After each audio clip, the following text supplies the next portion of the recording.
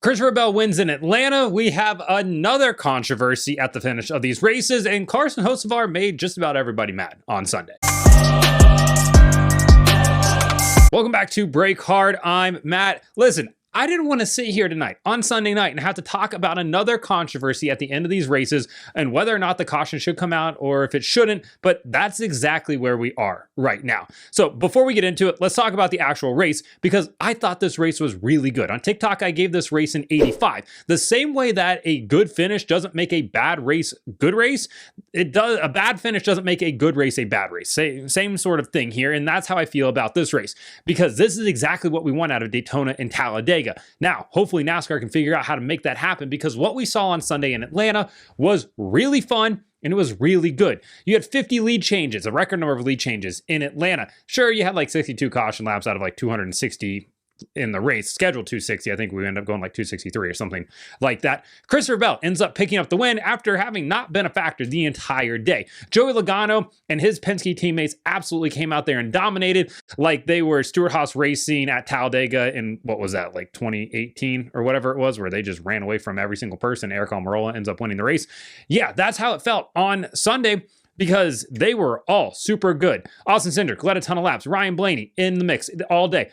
Josh Berry ends up winning stage one, was in the mix there late at the end, and is part of the reason the caution came out, or is actually the sole reason the caution came out. And Joey Logano was the Pied Piper. He was Dale Earnhardt Jr. reincarnated. Dale's still alive, but you get the point here. He was incredibly strong, but those Penske cars are set up to run out front. If they get back into traffic, it is really hard for them to get back to the front. Now, we saw the 21, the 2 be able to do it. The 22 got mired in traffic. He was stuck. He was stuck back there and doesn't even get a top 10 finish out of the day. But for Logano, same thing as Daytona. Should have won this race. Should have. Absolutely should have. Doesn't walk away with the trophy, though. We had a number of different incidents on the day. We started off with Ty Dillon doing a burnout, trying to just burn it down for somebody there on the front stretch. He gets taken to the garage. Even the safety worker leaned in and was like, hey, listen, there's a lot of people back there in the garage area. Be smart when you go back there, because he was like Ricky Stenhouse Jr. to the summer Daytona race in like 2023. Just couldn't get back and was just frustrated at that. I get it. You have Josh Berry winning stage one. Great run for he and that 21 team. They absolutely should have had a top 5 today, but ended up getting turned late in the race. Kyle Busch is mad at Carson Hocevar early in this race because the 77 was driving like he was Ross Chastain out there, and Kyle calls him an effing douchebag, so he's going to wreck his ass. Doesn't matter if he takes out the whole field in it as well. We got prime Kyle Busch back again. He was really, really angry. Joey Logano's pit crew was on fire early on in this race. They were playing on all Madden. It was like the computer was just unbeatable. They gained him 9 spots on pit road while doing a 4-tire stop. Insane. Just really good pit stop for those guys over there. Riley Herbst at one point checked up. Eric Jones went to avoid him, gets spun out on the backstretch there. And for the most part, early on in this race, we had just single car incidents. You're like, okay, it's going to be fine. It's going to be fine. We had Todd Gilliland cut a tire down, immediately gets out of line. Knew what was happening. Maturity. Love to see that out of Todd. He gets out of line, ends up coming to pit road. Tire carcass falls off. That's what the caution has to come out for there. Then we get one of the bigger wrecks of the day. That would be Ricky Stenhouse Jr. in the middle, getting pinballed here. Stenhouse moves down, or checks up, kind of moves down, bounces off the 19, goes up, hits the 9 of Chase Elliott. Elliott gets up into the wall, and then he ends up taking out a couple other people there. Chase Elliott's day was done from that point on. He was mad at Ricky on the radio. When you go back and watch it, it's a racing incident, really. It wasn't. I know Ricky catches a bad rap. He catches a lot of crap from a lot of people on these, in these races, because he does cause a lot of wrecks. I wouldn't solely put this on him on Sunday. So yeah, it's unfortunate. And he took out Chase Elliott, to which the Chase sexuals in the stands weren't very happy about it, but they were branded up, had the Napa jackets on, Hooters hat, Mountain Dew in their hand. Like they were ready to go. I know he's a Coke driver now, but regardless, Chase at one point did have Mountain Dew on that car. So this guy is just staying hydrated at this point. One thing that was super noticeable during this race was Joey Logano's straight line speed. And in this clip right here, he comes off the corner. The 48 doesn't hit his brakes. That is just how fast Joey Logano caught him. Just insane speed out of that 22 car, but ultimately doesn't end up winning anything. Kyle Larson wins stage number 2. Kyle Larson winning anything on a super speedway is blasphemous, honestly, and it makes me think that that asteroid really will in fact hit Earth in 2032, which is bad news for all of us. I think Riley Herbst is actually a really good driver on super speedways. On Sunday in Atlanta, he looked a bit like a fish out of water. He goes up to block a move from Bubba. Suarez checks up behind him and then ends up getting wrecked, takes out Cody Ware, Noah Gragson, as well as Ty Gibbs in that as well. Gibbs is just driving back, toe link broken, sitting sideways like he's Paul Wall. Then you have Cody Ware. Sorry, don't want to get him confused here. Cody Ware freaking out in the car for half a second because he couldn't get his helmet hose off. He thought he was on fire. Safety crew was there. Even the spotter was like, "You're all right. Safety crew's there. Just relax." I get how it can be scary though. I think the craziest part of the day was the fact that Michael McDowell, who I believe had a fuel pump issue, goes 6 laps down, manages to get back on the lead lap out of that. Crazy turnaround for that number 71 Spire Motorsports team. Uses the free pass 6 different times, gets himself back on the lead lap. Just great turnaround for those guys after it seemed like their day was basically over before it even really got going. And he gets a 13th place finish out of it as well. One of the things everybody's going to be talking about this week is Carson Hocevar, because like I said, he made Kyle Busch mad, he made Ryan Blaney mad, he made Ross Chastain mad. He made Ryan Blaney mad because he just came up and just absolutely shipped the 12 car going into turn 1, which caused Blaney to drift like he was in Formula D and eventually caught it, then spun out all the way. He was not happy, went down and talked to Hocevar after the race, and people are going to be like, well, what was Hocevar supposed to do? He didn't really have much of a choice there. Well, I mean, yeah, I guess if you want to just start plowing people out of the way, he could have lifted, he could have tried to go to the middle, but either way, like, that was solely his fault in that situation. Now, what everybody's going to be talking about is the finish of this race. So you, at the end of the race here, before the green-white checker, Kyle Larson tried to clear the 2 car of Austin Cindric. Does not clear him, puts Cindric up into the wall off of turn 2, not clear, as Cindric said on the radio as well. Cindric comes down the racetrack, collects the 24 of William Byron, caution comes out for that. Kyle Larson just got a little bit too aggressive. I think he took what Jeff Gordon said last week in Daytona to heart and was like, I'm going to win one of these super speedway races now. And he was aggressive, but like made good moves except for that one. That wasn't great. Sets up a green-white checker. Probably at one point on that green-white checker, he should have moved up in front of the 20 car. Doesn't do that. Ends up getting into a drag race with the 20. The 77 Hocevar caused like 4 wrecks that didn't happen in basically like a lap and a half there. And as those 3 are 3 wide going into turn 3 on the last lap, Josh Berry on the backstretch gets squeezed between Ross Chastain and Denny Hamlin. He spins down across the inside of the racetrack, comes back across the racetrack. NASCAR throws the caution. Christopher Bell is your winner. He was in the lead at the time that the caution came out.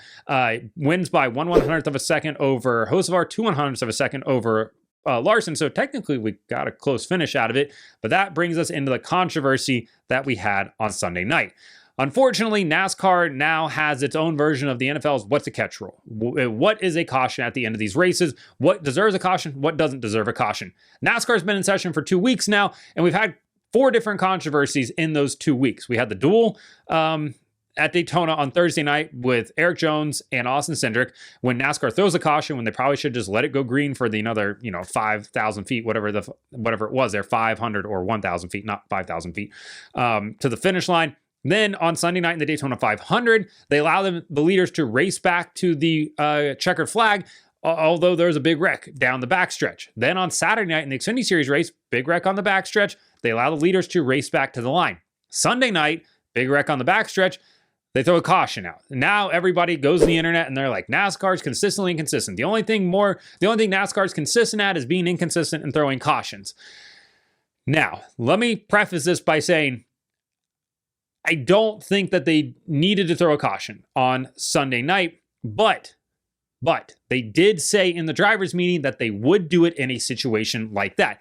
After what happened on Saturday night in the Xfinity Series, they said they did not want the field racing through a debris field.